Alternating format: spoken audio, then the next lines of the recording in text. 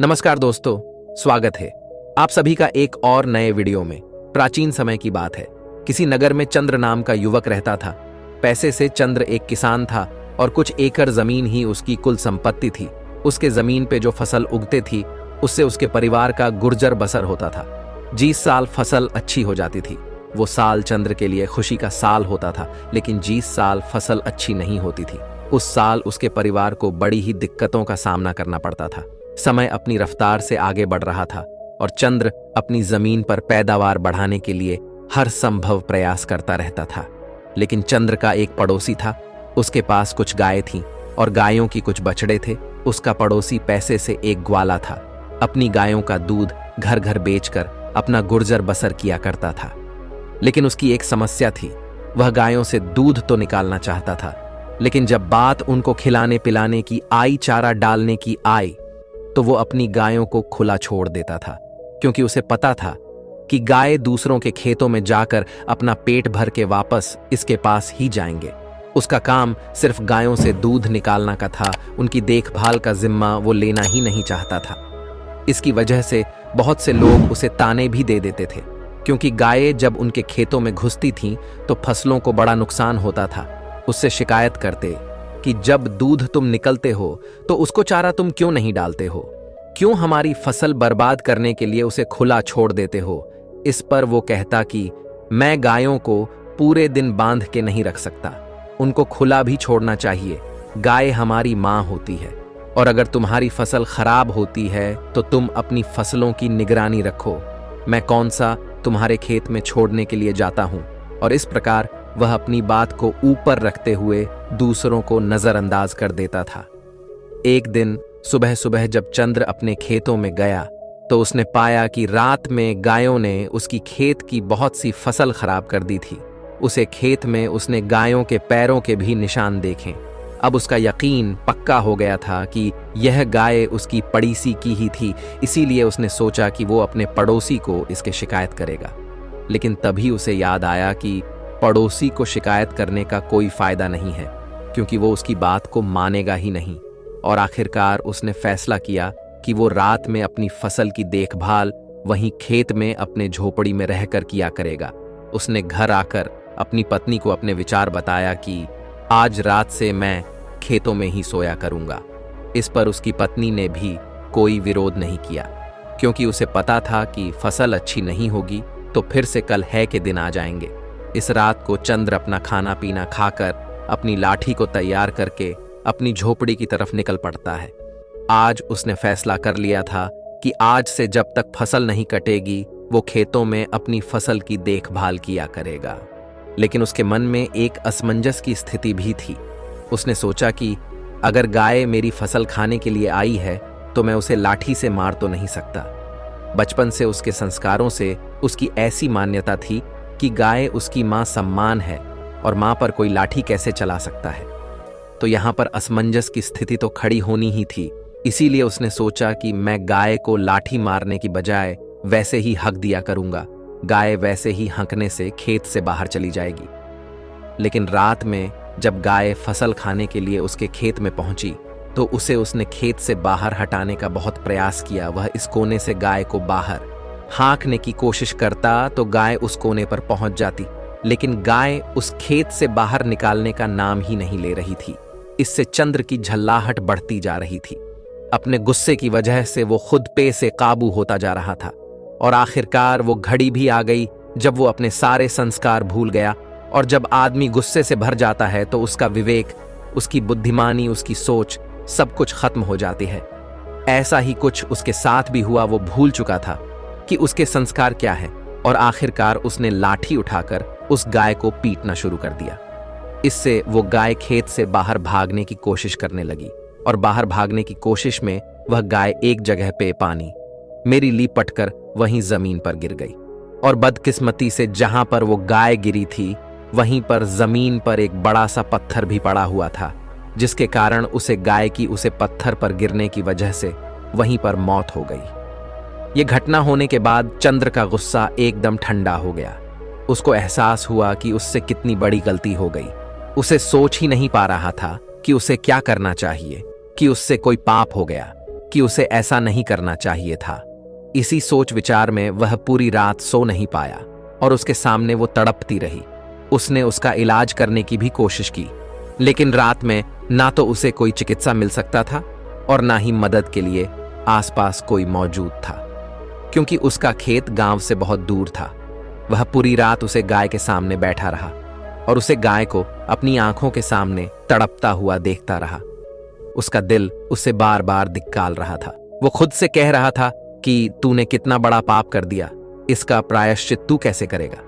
जैसे ही सुबह हुई तो गांव के कुछ लोग उस तरफ आ पहुंचे और जब उन्होंने चंद्र को एक मृत गाय के सामने बैठा देखा तो उन लोगों को पूरी घटना समझते देर नहीं लगी और चंद्र ने उनके सामने खुद माफी मांगते हुए कहा कि ये उससे बहुत बड़ा पाप हो गया है। इसके बाद गांव में एक पंचायत रखी गई और जीस गवाली की वो गे थी, यानी कि चंद्र का पड़ोसी।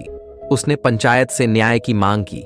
यहां पर पंचायत को फैसला करने में कुछ ज्यादा तकलीफ नहीं हुई, क्योंकि चंद्र खुद यहां पर अपने आप को दोषी मानकर बैठा हुआ था। पंचायत में फैसला सुनाया कि जब तक चंद्र अपने इस पाप को धो नहीं लेता तब तक वो इस गांव में वापस नहीं आ सकता। इस पर चंद्र ने पंचायत से पूछा भी कि वो अपनी इस पाप को किस तरह से धो सकता है, तो पंचायत ने बताया कि तुम 4 धाम की यात्रा करके आओ, उसके बाद तुम्हारे पाप धुल जाएगा। लेकिन अब भी चंद्र की आंखों के सामने गाय का वो तड़पता हुआ चेहरा घूम रहा था और उसे लग रहा था कि 4 धाम जाने के बाद उसका ये पाप किस तरह धुल जाएगा। क्या उसे गाय की जिंदगी वापस आ जाएगी? क्या उसको वो दर्द मेरी आंखों के सामने से हट जाएगा? लेकिन फिर भी उनकी बात मानते हुए वह 4 धाम की यात्रा के लिए निकाल पड़ता है। ये उस समय की बात है जब कोई साधन या वाहन नहीं हुआ करते थे, तो इंसान को अपने पैरों से ही चलना पड़ता था या फिर घोड़ा गाड़ी या ऊंट गाड़ी पर जाना होता था। चंद्र की यात्रा बहुत लंबी होने वाली थी, शायद उसे कई वर्ष लग जाते वापस लौट में, लेकिन फिर भी चंद्र अपनी इस पाप को धोना चाहता था। लेकिन उसके मन में एक सवाल चल रहा था कि इस पाप का दोषी जितना वो है, उससे ज्यादा दोषी वो ग्वाला है जो अपनी गायों को दूध निकालकर यूं ही दूसरों की फसल चरने के लिए छोड़ देता था। ये सिर्फ उसके मन का एक सवाल था, लेकिन इस सवाल को वहां पर किसी से पूछ नहीं सकता था। जब वो अपने घर से 4 धाम की यात्रा के लिए निकाल रहा था तो उसकी पत्नी ने भी उसके साथ चलने के लिए आग्रह किया, लेकिन उसने अपनी पत्नी को वहीं पर अपने खेतों की देखभाल और अपने बच्चों की देखभाल करने के लिए कहा और वह अकेला ही अपने पाप को धोने के लिए उसे गांव से निकाल पड़ता है, एक धाम से दूसरे धाम और दूसरे धाम से तीसरे धाम। इस प्रकार चलते चलते चंद्र को बहुत वक्त हो गया था। कई साल बीत गए थे, लेकिन चंद्र अब भी अपने आप को दोषी मान रहा था।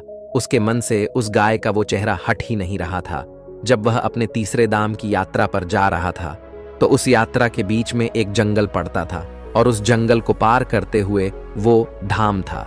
जब चंद्र उस जंगल को पार कर रहा था तो उसे उस जंगल में एक भिक्षु की कुटिया दिखाई दी।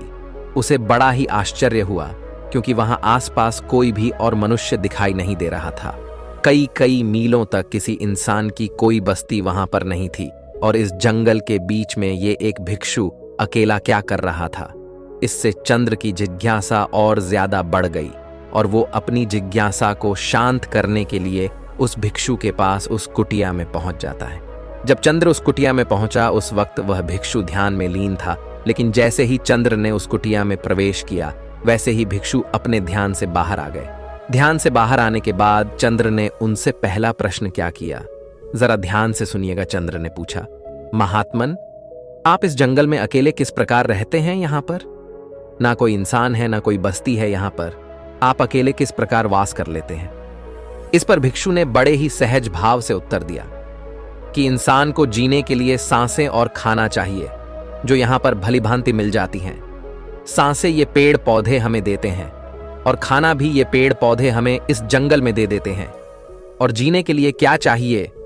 इस पर चंद्र ने पूछा कि महात्मा, फिर भी इंसान को कोई तो चाहिए जिससे वह बात कर सके, जिससे अपनी भावनाएं व्यक्त कर सके। आपके पास तो यहाँ कोई भी नहीं है। इस पर भिक्षु ने जवाब दिया कि ये तुम्हें लगता है कि मेरे पास कोई भी नहीं है, क्योंकि तुम्हारी आंखें सीमित चीजें ही देख पाती हैं, लेकिन मेरे पास वो भी है जो तुम्हारी आंखें नहीं देख पाती और जो कण कण में बसता है। इन बातों से चंद्र को एहसास होने लगा था कि यह कोई साधारण भिक्षु नहीं है।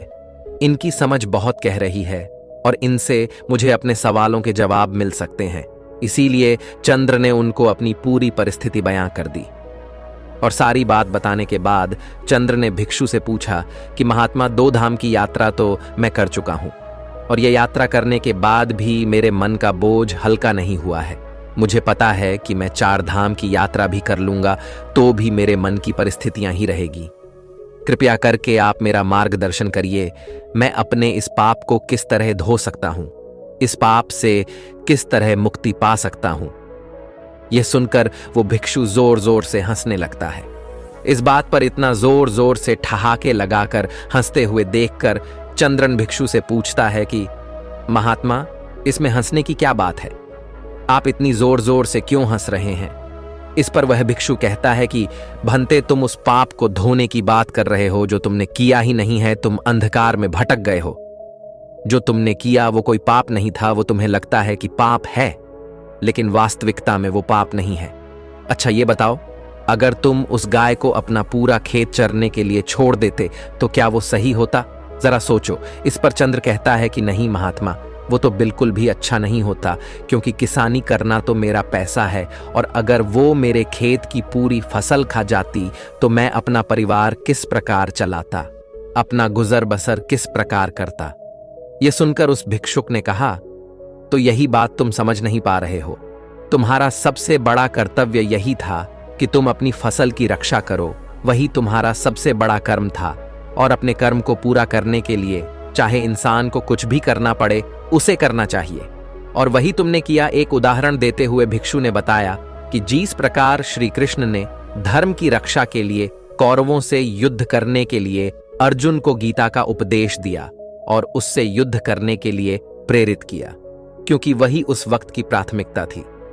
हमें यह जरूर देखना होगा कि हमारी प्राथमिकता क्या है और उसी प्राथमिकता के आधार पर हमें अपने कर्म का चुनाव करना होता है। इसके बाद भिक्षु ने चंद्र को समझाते हुए कहा कि जब तक तुम अपने आप को कर्ता समझते रहोगे, यानी कि करने वाला, तब तक तुम्हें दुख ही होता रहेगा। तुम्हारा मन हमेशा संताप झेलता रहेगा, क्योंकि तुम समझ रहे हो कि तुम करने वाले हो, तुम करता हो, और वही तुम्हारे दुख का कारण बन जाता है। इस परिस्थिति में तुम्हें लग रहा है कि तुम्हारी वजह से वो गाय मारी गई, क्योंकि तुम अपने आप को कर्ता समझ रहे हो और यही तुम्हारे दुख का कारण है। लेकिन जब तुम अपने आप को सिर्फ क्रिया समझोगे, कर्म करने वाला समझोगे, तब तुम्हें दुख नहीं होगा, क्योंकि वहां पर तुम कर्ता नहीं हो, वहां पर तुम क्रिया हो, करने वाला और रचने वाला तो कोई और है। तुम इस नाटक में सिर्फ अभिनय कर रहे हो। अपना पात्र पूरा करो और यहां से चलते बनो। अपने आप को इस नाटक का निर्देशक कभी मत समझना, क्योंकि निर्देशक कोई और है। हम तो सिर्फ अभिनेता हैं जो अपना अभिनय कर रहे हैं, और इस अभिनय में जो पात्र हमें मिला है उसको भली भांति पूरा करना हमारा सबसे बड़ा कर्तव्य है।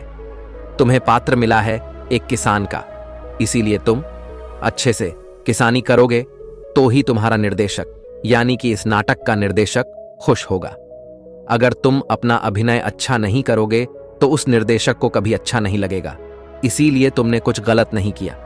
तुम अपनी किसानी का पात्र बहुत अच्छे से निभा रहे थे, लेकिन वो कहते हैं ना कि संशय आत्मा विनाश अति, यानी कि जिस मन में शक पैदा हो जाता है, जिस आत्मा में संशय पैदा हो जाता है, वो अपने विनाश पर पहुंच जाती है, वो खुद का विनाश कर लेती है। और यही तुमने किया। तुम्हारे मन में उत्पन्न हो गई कि मैं किसानी करूं या मैं उस गाय के प्रति अपना कर्तव्य निभाऊं, और जहां पर आदमी में संशय आ जाता है वहां पर उसका विनाश निश्चित हो जाता है। एक आखिरी सवाल जो चंद्र ने उन भिक्षुओं से पूछा वो बहुत गहरा था। जरा ध्यान से सुनिए। चंद्र ने पूछा कि महात्मा, जो कर्म हम करते हैं हमें उसका फल किस प्रकार मिलता है? अगर मैंने कुछ गलत किया ही नहीं तो मैं यहां पर प्रायश्चित क्यों भोग रहा हूं? और अगर मैंने अपना कर्तव्य निभाया है, अगर मैंने अपना कर्म पूरा किया है, तो मैं यहां पर दुख क्यों झेल रहा हूं? मेरा मन इतने उत्पीड़न से क्यों भरा हुआ है? इस पर बौद्ध भिक्षु ने उसे समझाते हुए कहा कि जब तुम जमीन में कोई बीज डालते हो फसल उगाने के लिए, तो तुम्हें कैसे पता चलता है कि तुम्हारी फसल कौन सा फल देगी? यह सुनकर चंद्र ने जवाब दिया कि महात्मन, ये तो बीज डालने के कई महीनों बाद पता चलता है कि यह फसल कौन सा फल देने वाली है। जब तक हमें यह पता नहीं चलेगा कि यह बीज किस पेड़ का है, तब तक हमें कैसे पता चल सकता है कि यह पेड़ कौन सा फल देने वाला है। यह सुनकर भिक्षु मुस्कुराते हुए कहने लगे कि जिस प्रकार बीज को जमीन में डालने पर हमें पता नहीं होता है कि वो कौन सा फल देगा, उसी प्रकार कर्म करते हुए हमें यह पता नहीं होता कि इस कर्म का फल हमें किस प्रकार मिलेगा। हो सकता है उस कर्म का फल मिलने में कुछ देरी हो जाए, लेकिन उस कर्म का फल मिलता जरूर है। लेकिन इंसान में इतना संयम नहीं रहता, वो इतनी दूर दृष्टि नहीं रखते थे, वो इतना सोच ही नहीं पाता। उसे तो अपने कर्मों का फल तत्क्षण चाहिए। वो तो यह चाहता है कि जैसे ही मैं अपना कर्म करूं वैसे ही मुझे अपना फल मिल जाए। लेकिन ऐसा जिंदगी के किसी पैमाने पर नहीं होता है। कोई भी विद्यार्थी जब मेहनत करता है तो कई साल बाद उसे उस विद्या का परिणाम मिलता है। अगर कोई विद्यार्थी ये सोचें कि आज मैं ये पूरी पुस्तक पढ़ लेता हूं और कल ही मैं परीक्षा में बैठ जाऊं, तो ऐसा हो नहीं सकता है। उसे सालों साल ब्याज करना पड़ता है और उस अभ्यास का फल उसे कब मिलेगा उसे ये पता भी नहीं होता है।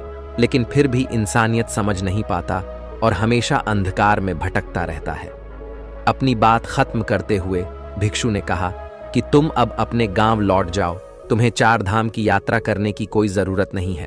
तुम अच्छे से गांव में जाकर अपना कर्म करो और वहां पर अपने परिवार की देखभाल करो। यही तुम्हारा अभिन्न है और यही तुम्हारा पात्र है जो तुम्हें इस जीवन में निभाना है।